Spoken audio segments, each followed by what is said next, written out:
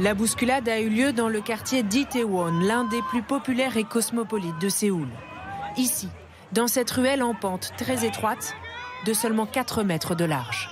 Alors Itaewon, imaginez tout simplement une grande rue avec plein de bars partout. On y trouve aussi des petites ruelles en perpendiculaire, un peu partout.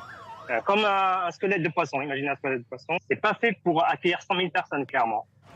Dès la fin de l'après-midi, pourtant, une file d'attente se forme dans le métro. Des dizaines de milliers de Coréens convergent vers ce quartier, ainsi qu'une foule d'étrangers venus à Séoul exprès pour fêter Halloween. C'était la première fête après 2 ans de Covid. Les frontières du pays viennent de rouvrir. Autre facteur aggravant, la pente de cette ruelle. Elle a provoqué la chute des participants les uns sur les autres par effet de domino.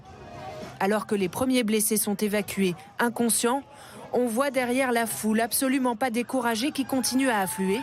En bas, les secours ne parviennent pas à accéder aux victimes.